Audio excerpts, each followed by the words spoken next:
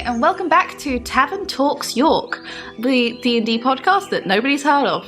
I'm Rowan. This is Alex. Hi. Alex is our secretary, which means his job is technically to talk to people. He's doing great at that so far. Yeah, and this is Kieran. Hey, I'm not as important. You're pretty important. You're in charge of all of the players. It's a pretty important part of D&D, the actual players. Otherwise it's just creative writing. Yeah, I guess. So how are you guys doing today? Not too bad. Yeah, alright, thanks. Alright. Probably thinking too much about campaigns. But yeah, that's not going to be bad within the context of this discussion. Exactly. Because today we're going to be talking about starting a campaign on the DM side and the player's side and all the fun that comes with it. All three of us are starting campaigns soon. 2 of us are DMing, and all 3 of us are playing. I'm looking forward to it. It's always nice to be able to kind of explore a new character, like find out who the other players' characters are as well, and then kind of, just see what the DM has in store for you, really. I've noticed prepping that first session is probably the most intense part of any DM's job, though, because I've built the character for the campaign that I'm going to play in, and it was just, I've got so many ideas. I think I'm going to do this one this time. It's difficult because you don't really know what the hell the characters are doing. A lot of the time, you're having to start planning it before you actually know what any one player is playing. So you've kind of got to build an engaging hook with no information. Yeah, I mean, on that sense, that's why session zeros are so good. Because it gives you an idea of what people are playing and how you think they're going to mesh up with each other. I think session zeros can definitely be really, really useful when you're starting a campaign for both DM and players. Like, it's a way that you can kind of communicate from DM to player, from player to player, etc., etc. I think when you're setting up a campaign, it's just the amount of work that you need to do beforehand. And a lot of the time it's kind of knowing yourself and your style. And often that will get you placed actually pretty quickly. And then it depends for you, the DM, what has inspired the campaign, I suppose. Is it a tone? Is it like a particular image that you have in your mind of like a combat or a scene? And that's something that you want to try and bring out in the role play or take the players towards if you've got a more directed style and that kind of stuff. But it is always like a lot of prep. And that first session can always feel a bit tense. What is it that you guys think is most important before you even get to the session zero as a DM and as a player? Honestly, I think having an idea of what you want your campaign to be overall. So before you can even think about the session zero or that first session, you need to have a rough idea of what it is you want from the game. So it's, are you running a mystery? Are you running a hack and slash dungeon crawl type adventure? Or are you running essentially a series of linked fetch quests? It's having the basic idea of what this campaign is going to end up being, and whether it gets derailed or not, at least you have that idea to come back to. What about on the player end? What's important to make sure that you bring to your session zero? More than just a stat sheet. I think bring a character that has personality more than anything.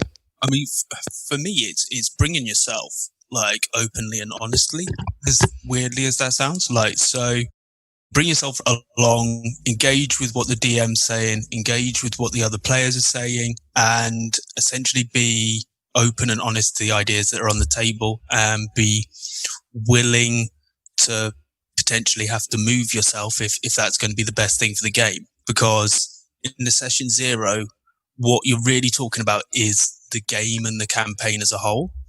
So what you want to have had sorted out ideally is essentially, will this game work? And do I know what the DM and other players are trying to do? Like, at least roughly. Like, obviously, some players might want to keep secrets, etc., etc., etc. But do I know, like, have I actually engaged with these other people that I'm going to be potentially sharing a lot of time with, and essentially a collective creative writing experience with? Because if you're not going to gel like that, it's just not going to work. I think bringing a character along can be really, really useful, But I think bringing yourself along is more important than bringing in a character, especially if you're the sort of player that knows how to make characters really quickly.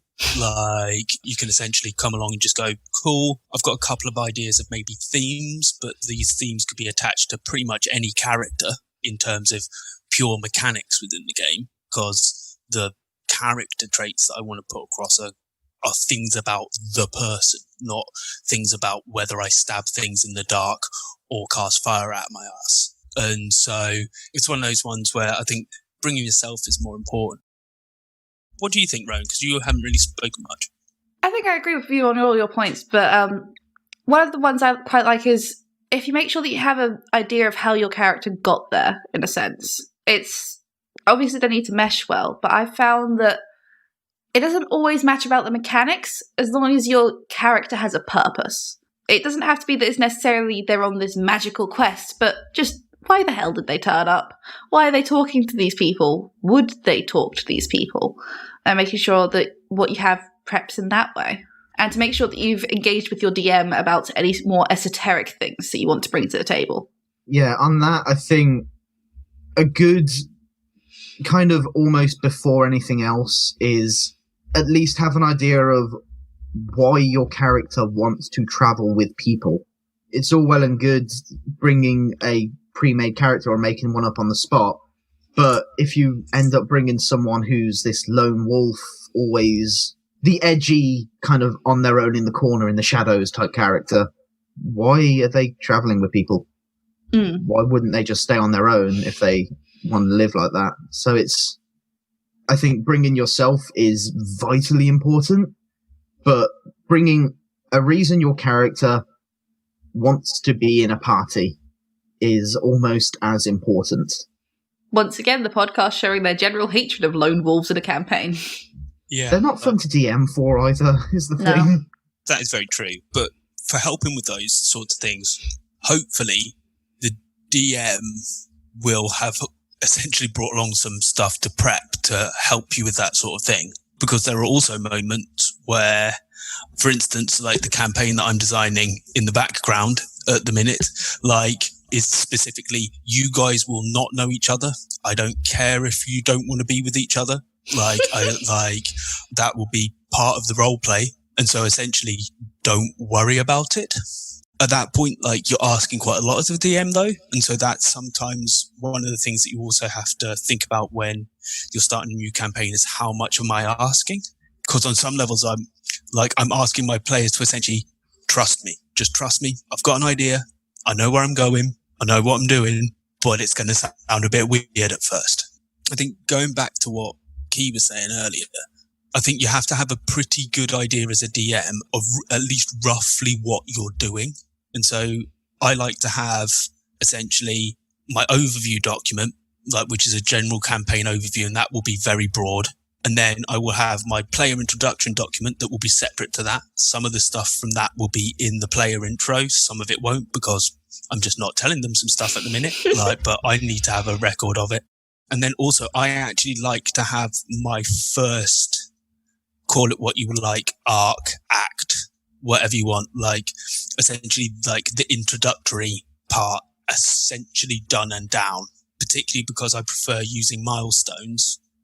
It means that what I can essentially do is plan out my arc structure or my act structure essentially in milestones. I can just have it there planned out and essentially ready to go. So that also means that I will have a pretty good idea of where I want the players to be pretty soon, but also if they bring something that just really isn't going to work, I can kind of either go, cool, it might work a long time, but we might have to put that on the back burner for now, or it might have to be something that I prefer you to kind of work on more via play rather than having it as something as pronounced at the minute, or just saying like, I'm sorry, but it's probably just not going to work. The starting a campaign is always really, really difficult for a DM because there's a lot of work to do. Yeah, definitely.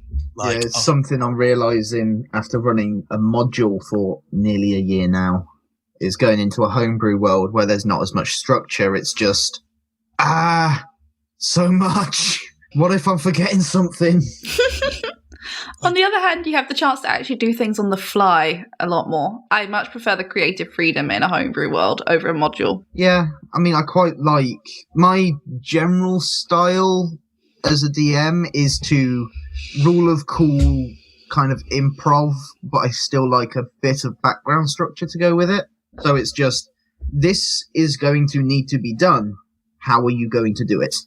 And that's where I kind of just open it up to the party a bit more and try and give them freedom to do it as they think they need to or they want to.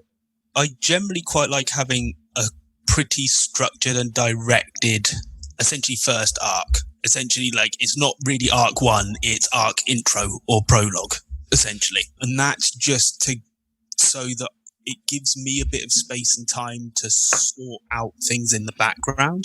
It also gives my players a bit of time to kind of get their feet on the ground in those characters and actually get running.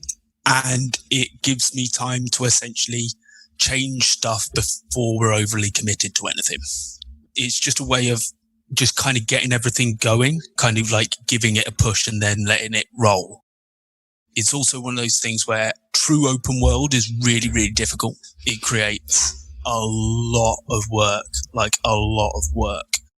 So I will generally like to have what is kind of like a fake open world or a semi-open world, like more like you would be used to in a video game, where it's like, okay, so this is the intro, this is the starting area, and then what I'll actually have is 2 to 3 arcs that I can then just place at the end of the intro, depending on what happens, or place all of them there, and then the players will decide which way they go.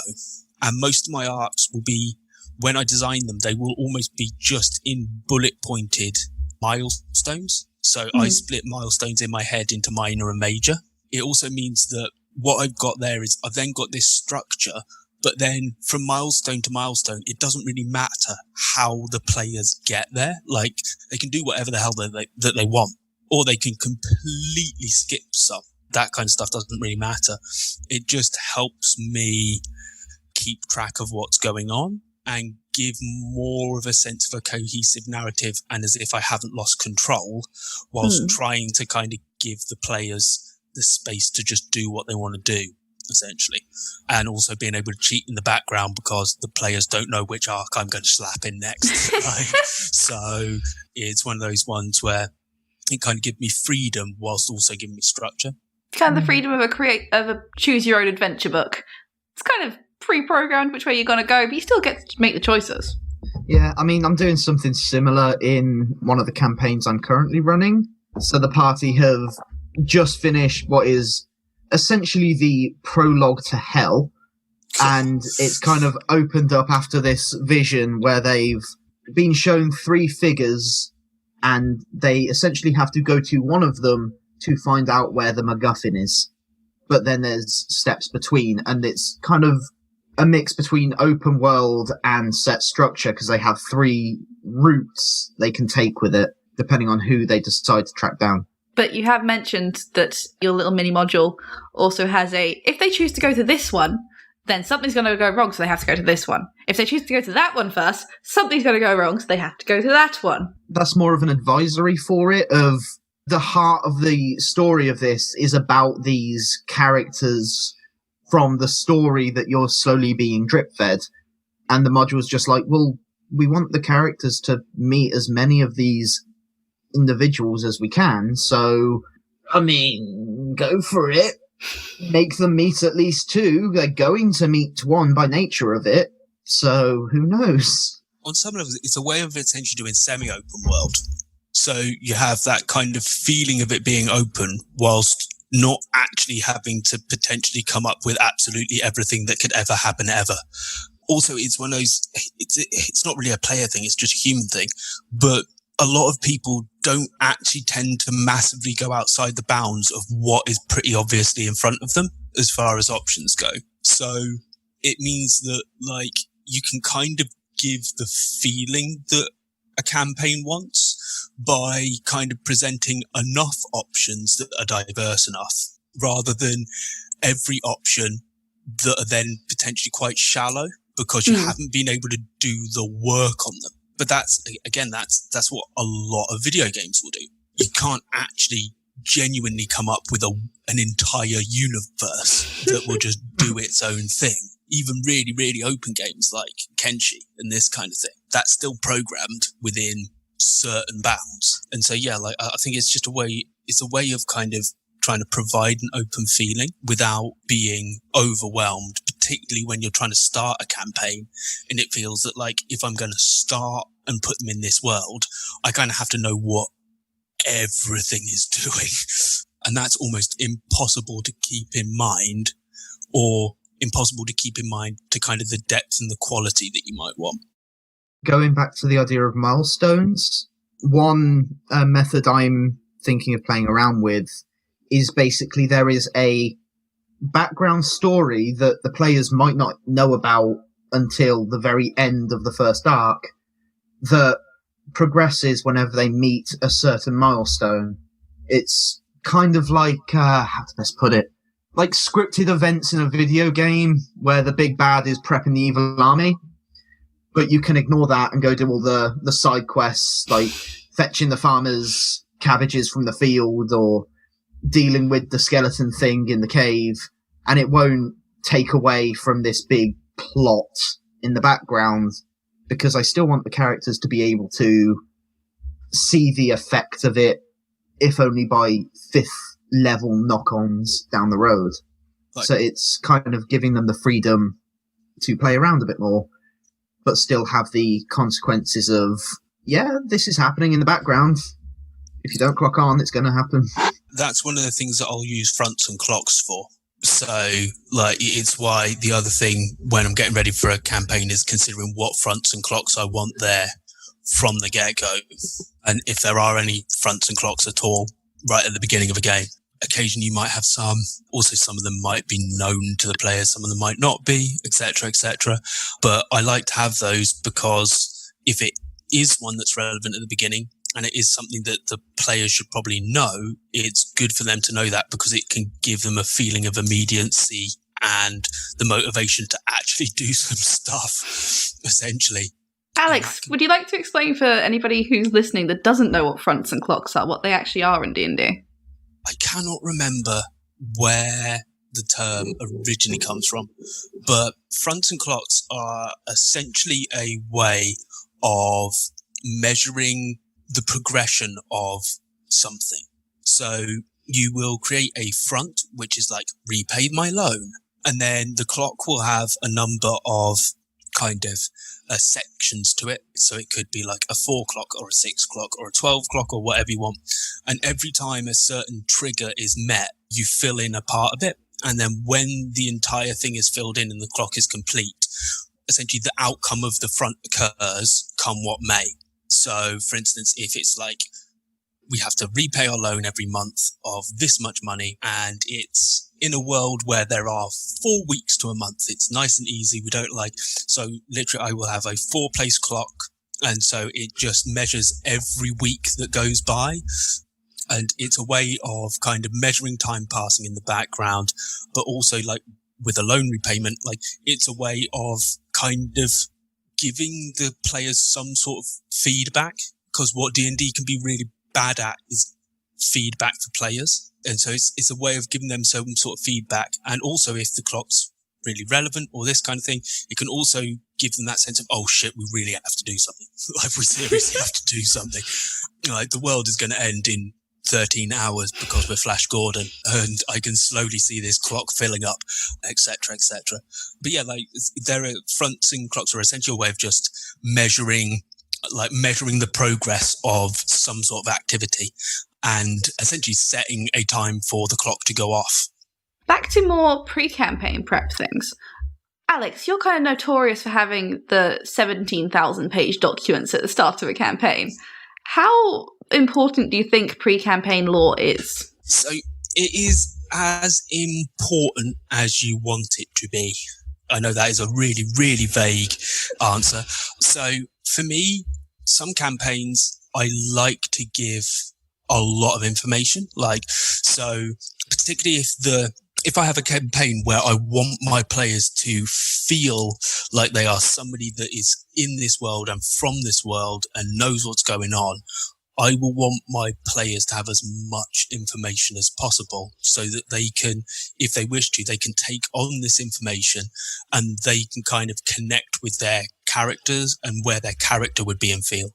Whereas at other times, like if I want the characters to kind of feel as if they're a bit new at this or a bit young or don't know what's going on exactly, then I will kind of just deliberately give them less. Because it's like, for me, it's essentially me metagaming. And to kind of help my players not immerse them, it's to essentially like almost help them with character acting. So I've read some stuff on acting technique and advice for directors, and some of it is just like literally this person's a character actor, they really get in character. I literally just don't tell them what's going to happen. They know what the lines are, but they just do not know what's going to happen until it happens, and that's to kind of help them be able to be in a more similar state of mind to the character. So if that's the kind of feel that I'm going for, I will just tell them less. But in the background, I will probably still have many, many, many words that I can kind of drop in when I need to. But yeah, it's why it really does depend. Also, I think I hate talking about style all the goddamn time, but if you have a more open world style, you will need to do more of it. It will help you so much with just being able to kind of go, cool, I know what this is, I know what that is. So if they go over there, I can just refer to this stuff. It's there, it's already done. Also, if you've got an ad-libbing style, it can really help because you're just doing stuff off the cuff, essentially, but you're doing stuff off the cuff within a kind of context that you already kind of know. So, for instance, like in Inferalia, if you asked me to run a game in Inferalia in 3 hours' time, I could. Just because I know what that place is like. There's a lot of lore going on. Like, there's a lot of stuff there. So I could just kind of go, okay, we've got 4 of us. I'll drop you there. Let's go. Whereas in other places, I just couldn't do that. I could not ad-lib a campaign off the top of my head in Iman or many other places. I think it does also depend on like what your style is and what you're aiming to do. Yeah, that's fair. Kieran, same question to you. I mean, I'm the type of person who loves lore building and world building and creative writing and that sort of thing. So for me, it's less important because I've got these massive ideas in my head of things I can go, oh, nice, I can throw this there, nice and simple, and it will just kind of be added to the lore as I go. But if it's something where it's kind of a long-form campaign, I think it's good to have certain aspects of lore kind of built into what you're planning so that you can go, okay, I can use foreshadowing here. I can do something about this here. They might come across this as they travel. I think it depends on the type of campaign or the type of game I'm trying to run. So one-shots, I can improv a basic structure and kind of throw you in it within a couple hours of being told I'm going to run something. But with a campaign, I like to have a bit more lore and background, especially if I'm planning on giving the actual players fairly little information, because it means I have a lot that I can go, they skipped over that. Next village over. Oh, they have this problem. Moving things that the players don't know exist is a beautiful thing. Oh, yeah, because it's not like they're going to realise it. It's your world. They'll never know. Sometimes it also, again, not to talk about style again, there are certain ways of doing it where it's just like, literally, I want to create the world with my players. So at that point, it's a really weird one where you will have to have some sort of an idea, but at that point, it can actually be nice to just not have an idea. You kind of come along just going, right, okay, this is a world that used to be ruled by giants. Let's go. I want to know where you're from. I'm not going to tell you. I want to know where you are from. Tell me about it and this kind of stuff. But that starts to get towards, I know this is a D&D podcast, but that gets towards playing a style of game that D&D really isn't based towards. Like, if you want to do that sort of thing, find a different role-playing game, essentially. Other ones are available. Not that we are allowed to endorse it, as D&D Society, all about D&D, talking D&D. What about from the player's aspect? When you get your DM's lore document, how much do you read it and how much do you skim it for the stats and magic items? I will consume the entire thing. I will read it once in 15 minutes, as detailed as I can, and then go through it 3 or 4 more times thinking, what niche bit of lore in here can I introduce to my characters? I've got a bad habit of trying to mix whatever lore the DM has given me with a certain character trait that I'm trying to build. So in one campaign, that sort of kind of domain, I was like, right, yoink, I'm now going to build a character. They're going to be a paladin, and they're going to represent kind of the wrathful side of light, the burning ambition type thing. And I'm going to roll with that and see where it goes. I like to consume lore. I think it goes back to my knack for world building, where even if I don't use it, I just love having it. I love to consume it. Like, I will generally be looking for, what are the guilds like? Give me some good guilds, because I do love a rogue. It will be like, tell me who I'm supposed to know if I'm supposed to be nicking stuff, because if I'm nicking stuff, I'm definitely selling it, and I'm not doing that by myself. And so I'll generally be looking at the guilds. I'll be looking for, I'm interested to see what the political structure is like. So I'm always interested in that, because I'm interested to see how my character would feel as if they're going to fit into that, or if they don't fit into that, and how they will feel in that world. So, for instance, if I want to play a rebel, I need something to rebel against, unless I want to be a 13-year-old. So it's one of those things where, like, so I will want to know what's going on there. I also love a bard. So if I'm going to bullshit, because I almost definitely will bullshit if I'm a bard, I want to actually bullshit in character. So it's one of those things where I will be looking through for all of the things that will help to kind of place my character, and things that I can potentially kind of use in world, in character. It's why I will tend to quite like the history skill if I can get it, because it gives me an excuse to know some of this stuff. And so, yeah, like I will consume it pretty wholeheartedly. I want to engage with what the DM has given me and place my character firmly in that world. And so, like you do as an actual real life person, like use your knowledge and the world around you to your advantage to survive, essentially. And so knowing about all of that lore is definitely part of that. Like, how about you, Ro? I also devour lore documents. I love to know about the gods, about the culture. I want to know, again, a lot like Kieran, I like to know the little details that I can build out and into character, especially if you have a character that's going to be more religion-based. Pick a god. I want to know what their sigil is. I want to know what their colour is. I want to know how they're related to every other god. And when it comes to places, what was this place 1,000 years ago? What's the history? Are there any landmarks that I should be paying attention to? It's what would my character have given enough of a shit about to have learnt on their own is often how I want to do it. I think that's definitely an important part of it. It's part of locating your character, and locating your character like actually within this space and as part of this world. Also, it's always just really interesting to see where somebody else's mind has gone. Like, they can be really, really interesting and insightful documents where you're just going, oh, okay, this is interesting. You do seem to really, really like Vikings, or really, really hate them. I can't really tell. I like worlds where there's either a multitude of different gods and a lot of things to choose from, but I've barely ever played in a world where they might be animistic in gods, where it's, instead of these set deities, it's more nature spirits or totem spirits or things like that. Or even a monotheistic world, because we live in a monotheistic type world where people are trying to argue which the real monotheistic religion is. Let's not get into that, though. But playing in a world where you know that this monotheistic religion is unfathomably true, as the gods has interacted or has existed as a god made flesh in the past, or has been deified for something. It's an interesting change to different characters of how you'd play them in basically any other campaign.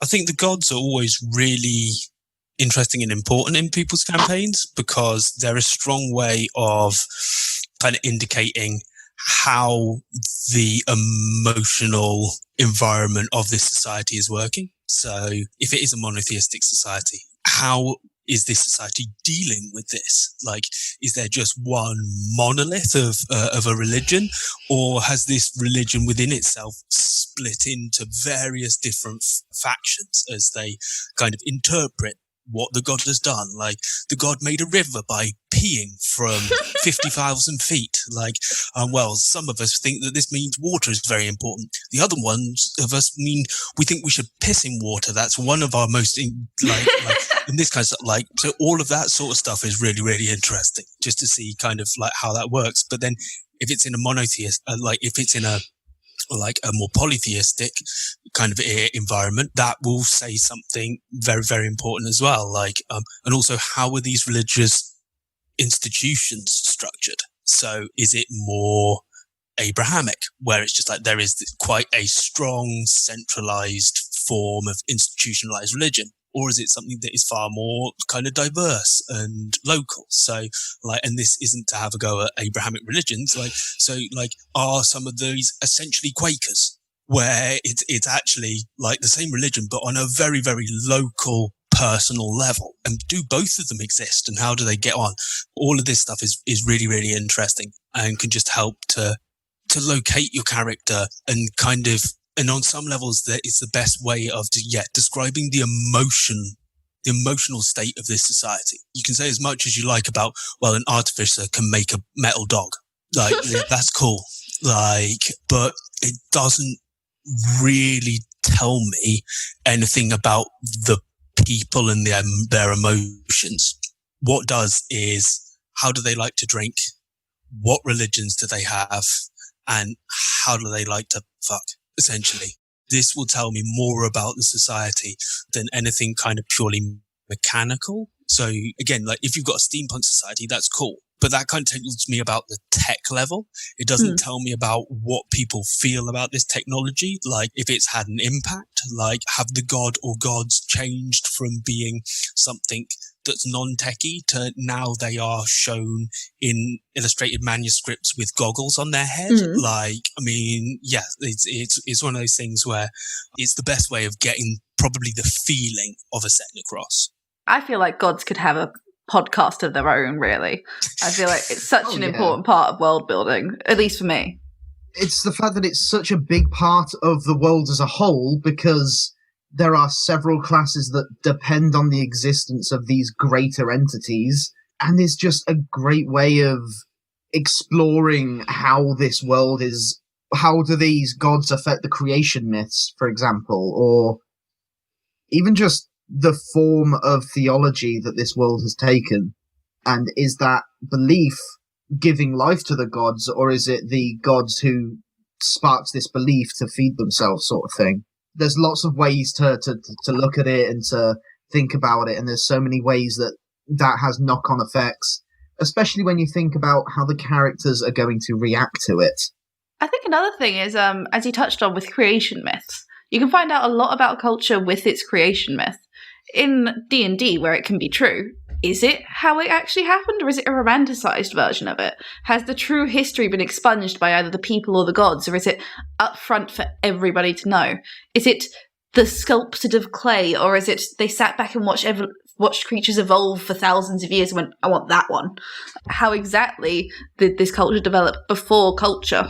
Yeah, I think creation myths, whether connected directly with gods or not, are up there with gods in terms of kind of helping you locate what this world is going to be like. So, for instance, I've had a world before where essentially the world was made by mistake by a god that didn't like it and want to have anything to do with it. But that fundamentally changed how essentially everybody in the world felt about their creation and being there, and how they felt about God, it's one of those things where it's like, well, I mean, they are the creator, I suppose. And so, yeah, I think they are crucially important.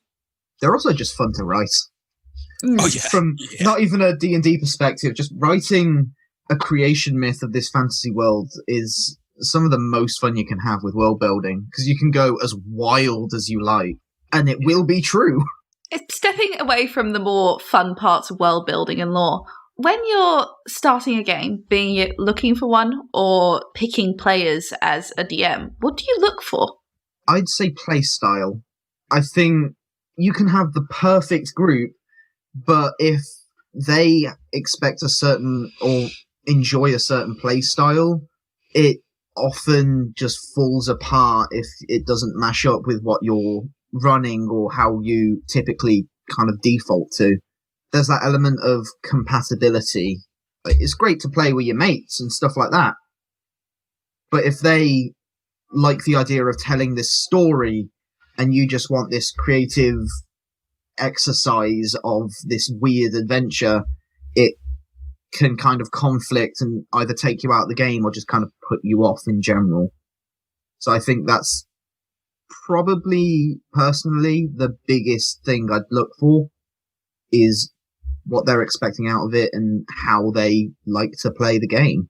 I think style is really important. That is definitely a major consideration. I will also be looking at what the DM is essentially saying their campaign is. So, for instance, I would love to play in an evil campaign, but there are evil campaigns and evil campaigns. So I would be definitely looking for what the DM is actually kind of saying that they are wanting to try to do and what their essentially intention for the campaign is. Along with that, it will also be style. So if it's just going to be essentially a dungeon delve for 20 levels, that will probably send me a bit nuts, after a little while.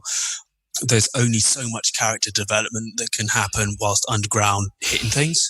So, it's one of those ones where I'll definitely be looking for those sorts of things. Also, I will just be, on some levels, and this might be slightly nasty, I will just be looking for which other players are involved. Do I know these people already? Do I not know these people? What are they saying about the game? Because if I can do, I would prefer to not walk away at session 0. So it's one of those ones where, if there is something that is obvious and would make me walk away at session 0, rather than giving it a chance kind of thing, then I will try to find that if possible before I even start, essentially. For me, often it's hearing about how enthusiastic the DM is for their world as a player. I like when the DM's pitching and they just look a little bit nervous, but they start to get on that little roll with that thing they really like about their world, and it just flows. Someone who's that enthusiastic about their world, I tend to be really into, but I'm also a bit wary with that because sometimes that goes more towards the scripted, created writing rather than playing D&D. So it's a bit of a double-edged sword. And then, a huge thing for it is players. I've had some good players I've played with, I've had some bad players, and if I catch the vibe that I'm not going to mesh with, it doesn't matter if I like the campaign or not, it's not going to work.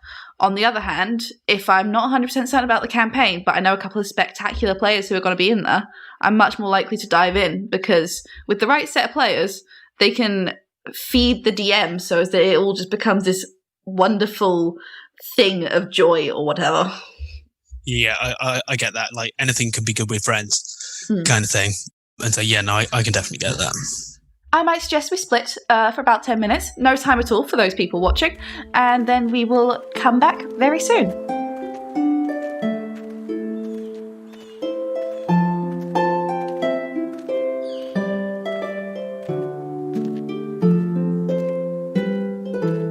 Welcome back! No time at all has passed for you, but once again, we had a short break. Whilst we're in the middle of the podcast, it's a good time to plug society events. So, no idea when this is going to come out, but probably it will be before the next charity livestream. The last one went spectacularly. We raised over 150 quid for the Samaritans.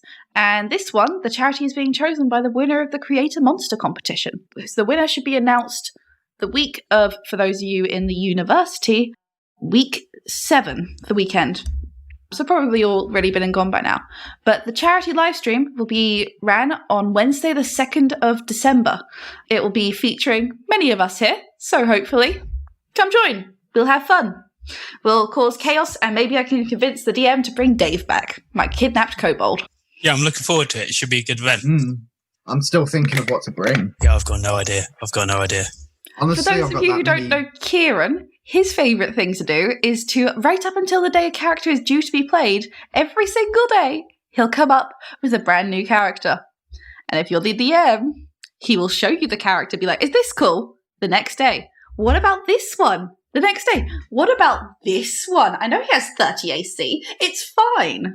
Oh, that reminds me. I might bring my Eldritch Knight Forge Cleric.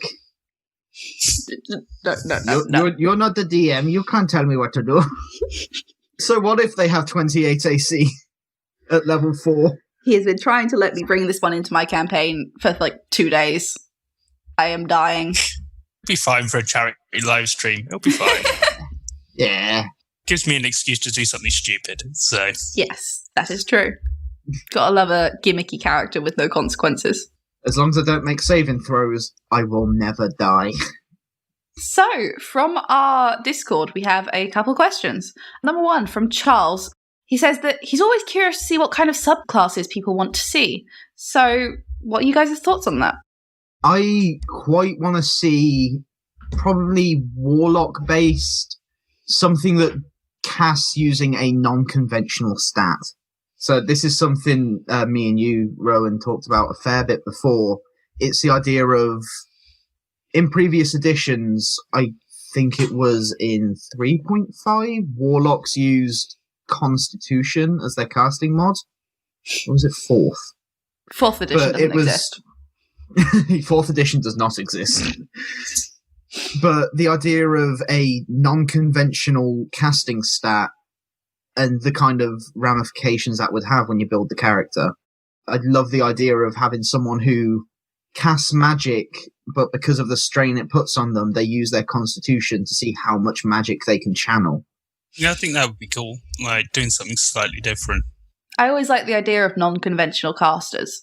I've been thinking about Key. You asked me to let something or another be wisdom. It was a clockwork sorcerer who used wisdom. It was also the other one, wild magic, for some reason. Opposites. And it did not make sense. But on the other hand, charisma doesn't always fully make sense for sorcery either. But constitution, having to fight back this magic that's trying to burst out of you so you can control it, makes a lot of sense. Yeah, I think I made the point of defending wisdom for that sort of thing. It's where constitution, you're having to... your body is fighting against it. If it's a wisdom cast for it, it's more your mind is trying to retain focus to get this energy of the spell to be projected without going haywire. You're trying to maintain focus on it. What about you, Alex? Is there any sort of subclass that doesn't exist that you'd like to see? That doesn't exist. So I'd quite like some sort of Eidolon type subclass for wizard. I think that could be quite fun, but it runs into the problems of essentially 5e and having other characters or character type things with you. I'd quite like to see an Eidolon. I'd quite like to see essentially everything in Artificer done better. Yeah, same. I'd love to see essentially a kind of proper big gun user. I'd love to see a subclass where you kind of actually make a mechanical friend. I think that would be really, really nice. Like, a lot of Artificer, it just feels a little bit kind of like it's not really doing anything as a class and a subclass. Like, yeah, you can do a lot whilst not really doing anything. And so, yeah, like, I think that could be quite nice. And so, yeah, like, there are those ones. The other ones are just, I would love to, and again, it's lots of pet type things. I would love to see essentially a different form of Circle of the Shepherd, where essentially you are a druid animal drone controller. So essentially you have a decent amount of pets, like, so more than one, but not just kind of summoned so that they just do what a stat block does. And essentially you are kind of a druid drone controller, pretty much. Like, so it's something that I've tried to do in the past by essentially combining classes together in terms of like, okay, got a bit of ranger, and then I'm getting at least 10 levels of bard so I can like magical secrets into Greater Fine Steed, and then I'll have 3 levels in Warlock so that I can take Pact of the Chain with Voice of the Chain. Like, so it's the kind of thing that I've tried to do, but it doesn't really work very well. Like, so, and Circle of the Shepherd for me is a bit boring, really. And I would like to be an actual shepherd. And I suppose all of this comes back to just the central thing of like, additional characters are not done particularly well in 5e. Like, so a lot of them feel just like abilities rather than sidekicks, essentially. They tried to implement sidekick rule type things, didn't they? But I've never seen them used where it wasn't basically just an extra stat block. Yeah, I think we were all discussing this before. I think other editions of D&D and Pathfinder have done pets in a much more tangible way, and I find familiars quite underwhelming because you can't have a personality really in a creature that's entirely bound to you. It's technically a summoned fey spirit, but I've never seen anyone have their familiar played like a fey spirit. It's just a creature that they maybe will feed to give it a personality, but that's about as far as that tends to go, which is always really unfortunate.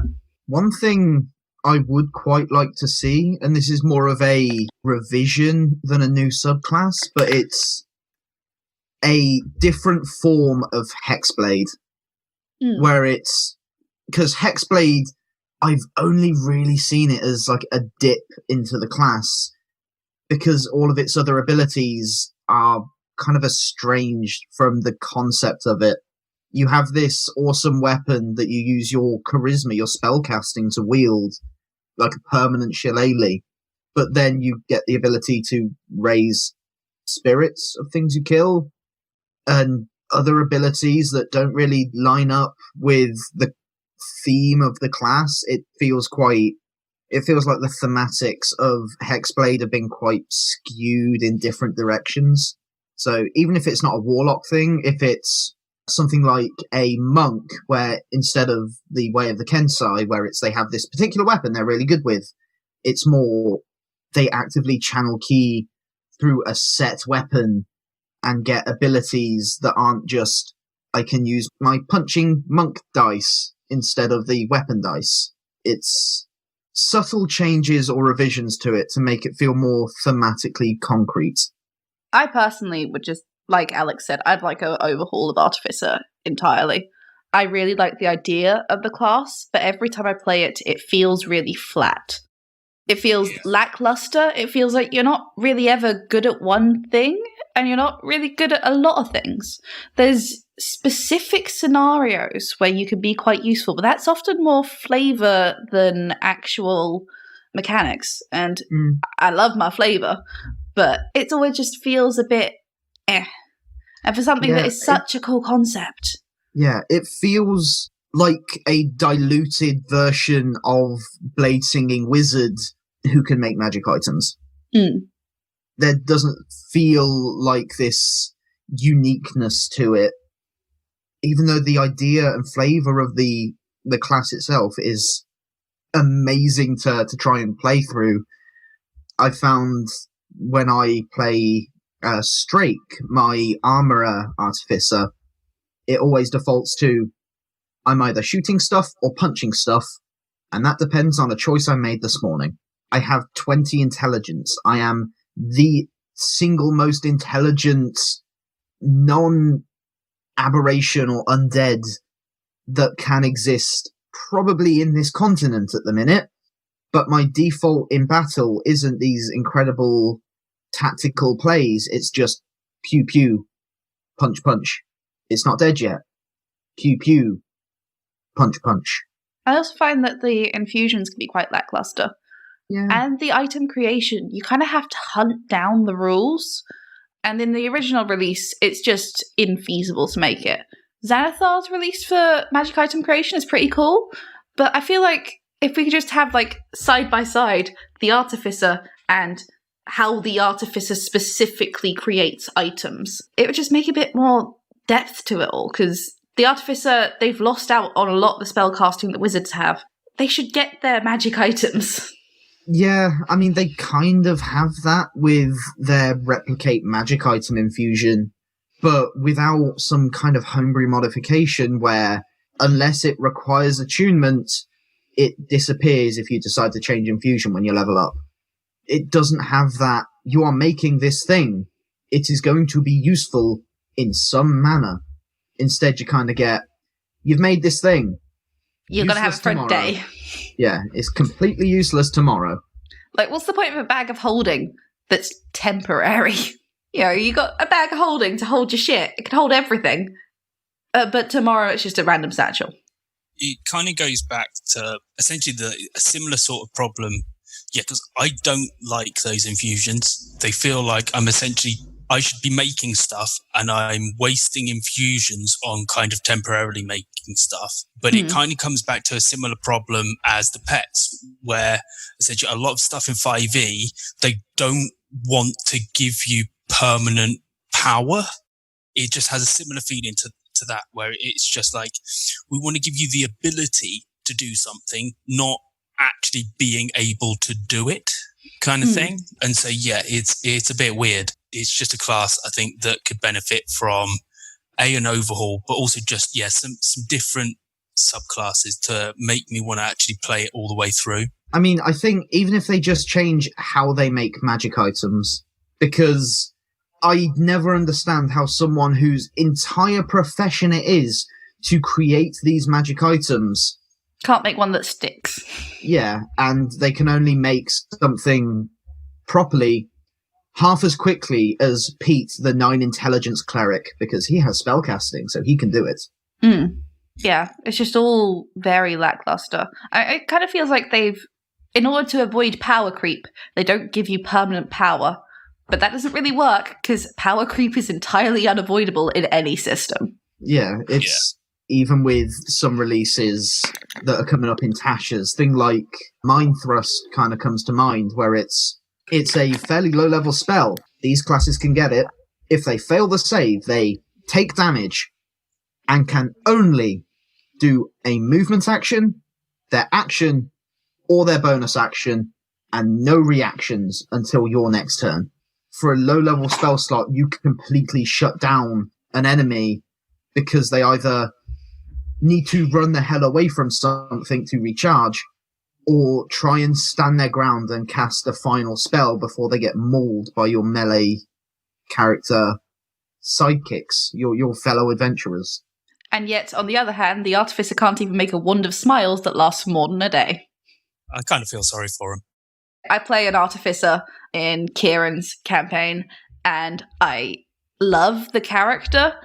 We've had to rework a lot of the mechanics to make it feel comparable to the other PCs, because it just falls behind in so many regards.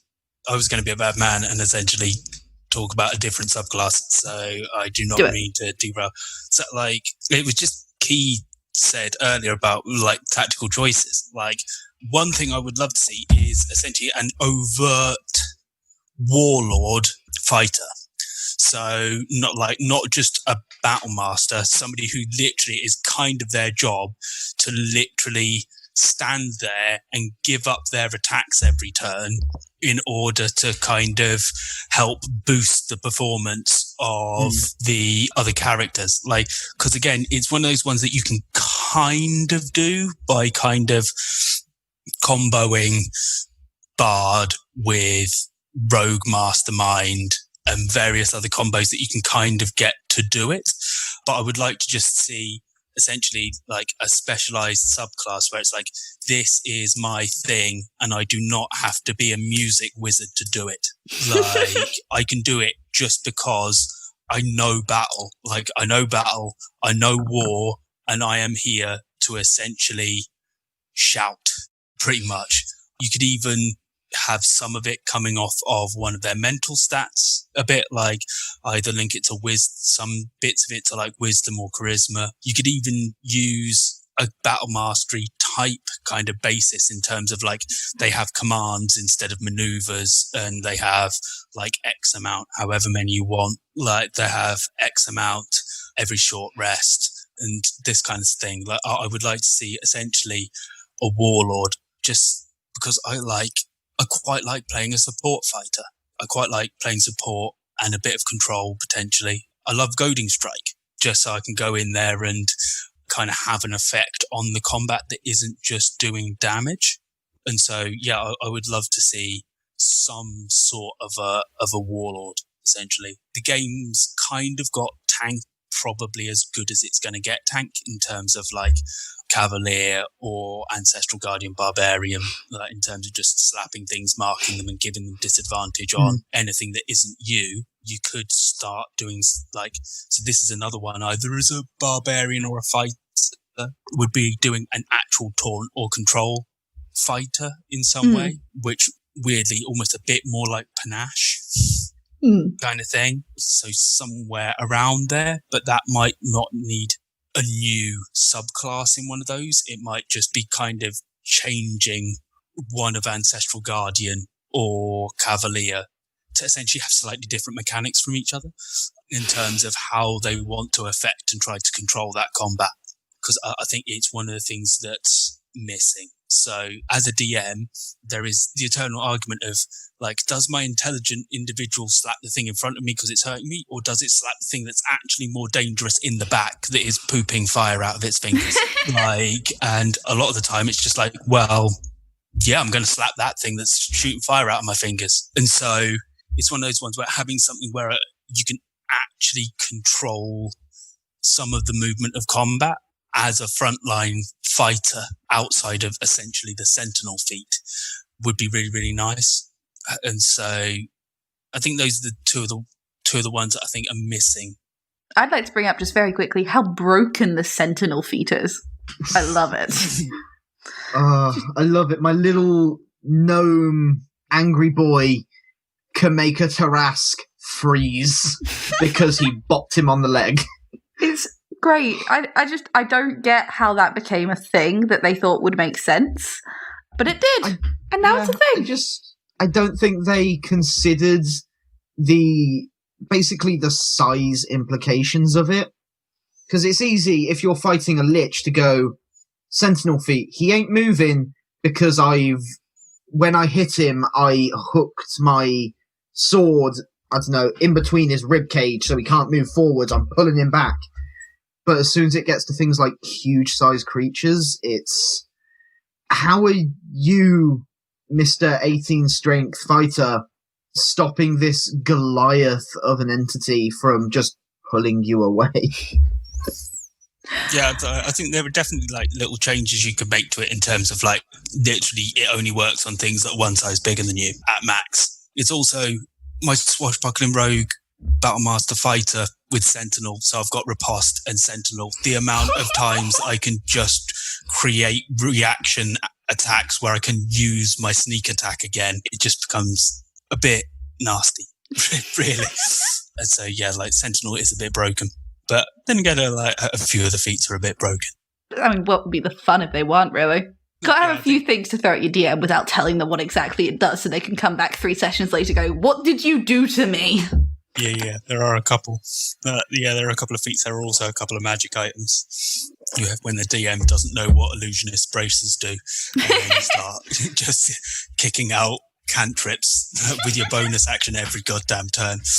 She'd probably say, Dungeons and Dragons Society does not endorse trying to sneak overpowered magic items or feats past your DM. Please, be honest with your DM. Unless it's in the basic rules, in which case go for it.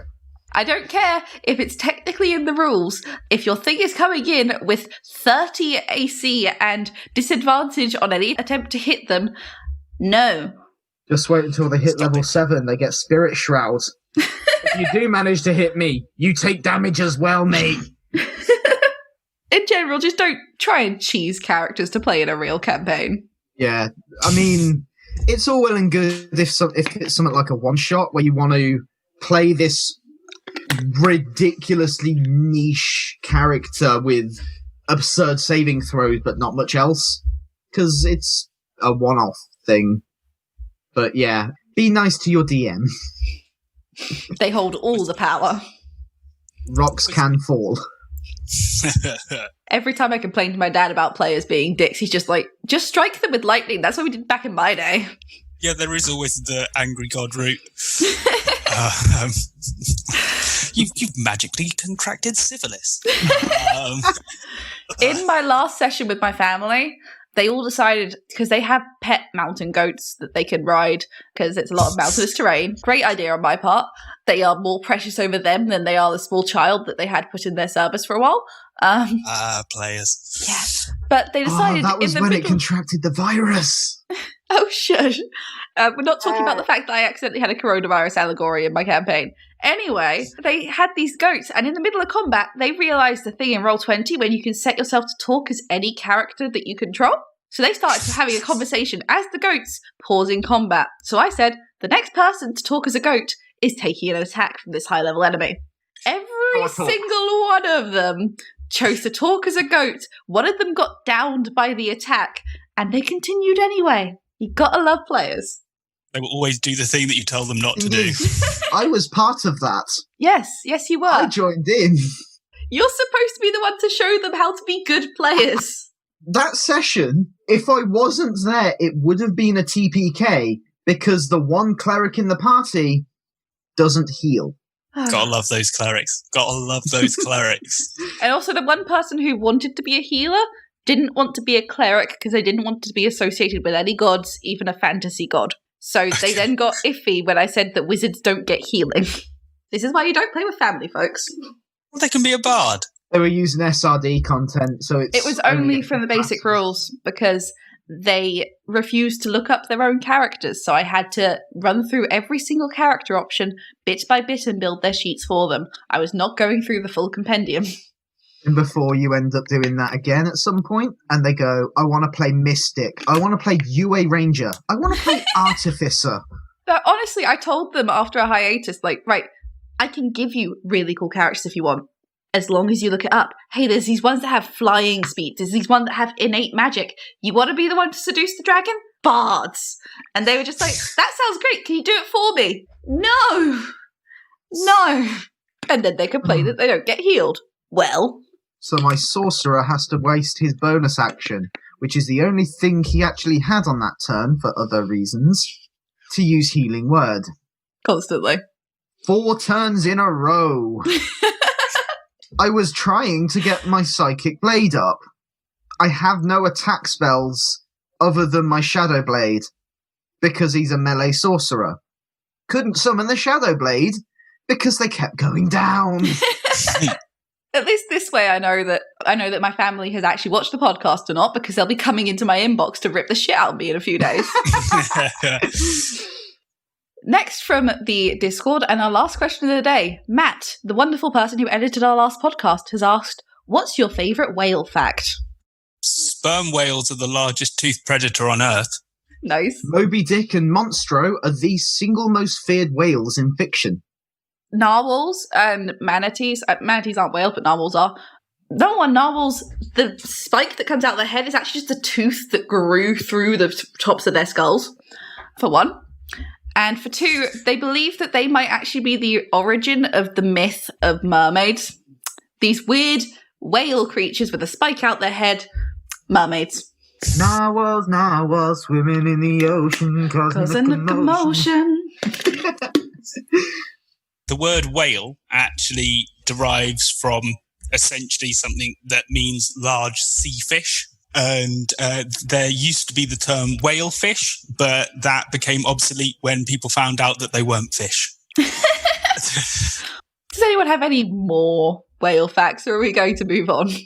I have one more, which I think you'll both... 2 more, really. The hippopotamus is the closest living relative to the whale. Dang. In the same way that humans and bananas are very, very close. Ah. Well, they're essentially massive sea cows, aren't they? Yeah. Yeah. But also, whales are descended from land-living dinosaurs called artiodactyls. Yeah, they definitely... It just makes me think of pterodactyls. Like, I don't get how that flap, flap, flap went into the chonkiest boys to ever chonk. They still have the vestiges of what are basically legs. Really? Yeah, as part of their bone structure, they have... Their flippers have basically evolved, but they have similar bone structure to what is essentially legs. You know that some humans are born with a vestigial tail? I want one. Same. I mean, they're little useless things that just, like, they look gross as hell. But also, who doesn't want a tail? Exactly. Is that a tail in your butter, or are you just happy to see me? Oh, whales can get sunburns. They are mammals. Yeah. They spend that much time on the surface of the ocean that they develop blisters on their backs. And for a very, very long time, we didn't know how they got them until a scientist basically just went, sunburn. Get some factor 50 on them. I love when scientists like hyperanalyze something and then you take a step back and go, duh? Sometimes the obvious is the right answer. Yes, it is. But sometimes the inobvious is a lot of fun too. Right. Is there anything else anyone wants to talk about in this episode? If you have any questions or anything you'd like answered, make sure to ask us in the Discord. Or leave a comment on our YouTube page, which should be linked wherever the hell you found us, or you're already there. We know you're ferociously typing about that one thing we said 30 minutes ago. You may as well add a question on top of it. I think the only other thing that I'd like to say is that I'm looking forward to Tasha's. Yes, same. It got pushed back, didn't it? Yeah, it was meant to be released on the 15th, but now it's, what, the 2nd Start of of December? December? Yeah. Gotta wait more. Good things come to those who wait. So, like, hopefully it's a good thing, but that will remain to be seen. I'm interested to see some of the things that are in there, at least. I'm interested to see the artwork. It looks bloody gorgeous. Yeah, it does look good. And then obviously all the content, but you know. Yeah, I'm slowly collecting all of the source books, so basically the non-module stuff. And as soon as I have them of their standard print, I then want to collect the alternative covers, just because they're pretty. My technique to do so, and to avoid spending money, is to collect a boyfriend who collects all the source books. At least you know your place now. I am the collected collector. Yeah. It's a lot cheaper. Actually, that sounds like an incredible collection to have. Just a collection of people who collect specific things. That gives me an idea for a character. That sounds potentially ethically difficult. Enchantment Wizard crows. Inquisitive Rogue. Now collect crows. Crows love to collect shiny things, and they will bring it to you if you're their friend. I do like the idea of an Enchantment Wizard Inquisitive Rogue build that entirely focuses around basically getting people to do shit for you. And nobody ever really talks about how fucked up enchantment really is. Oh yeah, there's a lot of talk about how necromancy's evil, but enchantment's horrific. Like basically magic roofies after a certain point. Yeah. In my campaign, which I'm starting, I'm thinking of having like posters up in the pubs saying, watch out for the signs of enchantment magic. If you believe your friend has been enchanted, come to the bar and ask for Angela. Yeah, I remember reading, I think it's on just a Reddit post or something, it was, necromancy is the low-class nightmare, enchantment is the high-class nightmare. Because some commoner Barry doesn't really have to worry about being mind-controlled out of all their belongings. They don't have any. But Noble von Parsonage, they've got a lot to lose. It's a difficult one, though. Like, so, I mean, like, I can go up to a city guard and essentially get them to betray everything that they've sworn to protect and do, and potentially get murdered for the fact that it looks like they've let me through a door, or literally get fired from their job so that them and their children starve to death. Yeah, I mean, like, enchantment it should be used with caution. Also things like mass suggestion, where you can literally make a group of people dance to the death. I think one of the things I heard is the reason that enchantment is seen as good and necromancy is seen as evil is because the enchantment wizards are their own PR team. Oh, that legislation you were going to put into ban enchantment. Might I suggest you just don't? Can you ever trust one? And on the note of magical roofies... I think that's all from us today. Thank you for coming. Thank you for Kieran, and thank you, Alex, for being a part of this. Thank you to Rowan. Yeah, thank you. It's a lot of fun. And to everyone watching, we'll... probably 2 weeks from this episode, there'll be another one. We'll find out when we actually know who our editor is. See you. Take care, everyone.